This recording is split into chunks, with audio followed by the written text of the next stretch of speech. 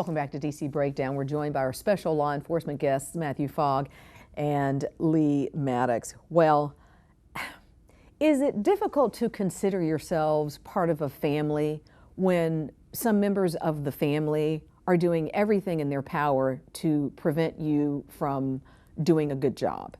Because this is a family. It's supposed to be a family. Law enforcement is supposed to be a close-knit family. The DC Breakdown, we have a team. We're a family, you know, but I'm not having to deal with that mess every day. We're a cohesive team. I can't imagine how you can feel like I'm part of a team when sexist behavior is going on, racist behavior is going on, and the job you're going to every day, you don't know if you're going to be given a fair shot to move up in the job, and then your job is to go out and to protect and serve. Well, that just doesn't leave a whole lot of room there. The way I always used to handle it is if someone interacted me in a way that I felt was off-putting or sexist, I would clear the room, with the exception of that person, shut the door, and we would have a conversation.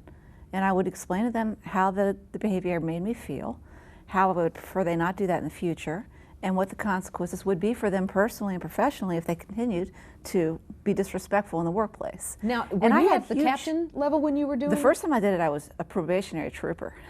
Good for you. Up top, good for you. Let me get it straight right now. But that was my signature. She was a probie, huh? That was my signature throughout my career. I confronted it head on, brought the attention to the person who needed to hear it, and then, you know, people change. Absolutely. They'll change their behavior when they're caught on the carpet like that. Absolutely. Good for you. Matthew? Well, and again, she had at least somebody that was willing to listen. Yes. Now, it could have had the opposite effect for her. It could have. I've seen women that stepped up to the plate and got destroyed. Okay, and the same way as we're talking about African American issues. There have been some white folks that I've been able to sit down and explain to them why this is not appropriate, and they would say, "Hey, you know, I'm sorry, I see what you mean, Fogg. That's cool." But then you have some of them people that come on that job that are set on who they are and are determined to keep African Americans or women from moving up, and they got a problem with that. So that's what I had to deal with right all the way up into going all the way into federal court. Now, by the time I got to that level, all my friends, a lot of people who even liked me, was afraid to be around me because they knew I was now challenging the blue wall of silence because that network pulls together to protect itself. And they don't want to look bad. They don't want to say, we are really doing those things. So in order for, and if I didn't, had I settled, like a lot of these cases settle, then each side says, well, we didn't do anything wrong, and that's it. If you don't settle, then it all comes out as to what really was going on in that department, which came out in this case. What can we do across the United States to, and you're right, we got the whole drug war thing has to come to an end, and Eric Holder and Barack Obama are trying their best to deal with some and navigate some very difficult waters and some very troubled waters right now. But what can we do across the United States for all law enforcement to make things better between their constituents, the people they protect and serve, and their behavior? And we've got to get rid of bad apples. And when I understand larger cities, there probably will be more bad apples, but I'm from a small town, and Ferguson, Missouri is a very small town, and there's no way I would feel comfortable as an African-American woman going and being a police officer in a small town that was mostly majority white.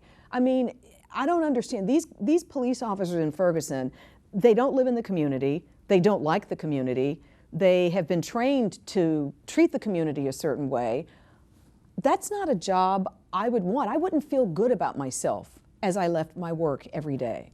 Right. So I think one of the keys to this is we've got to find ways to help officers feel good about their work.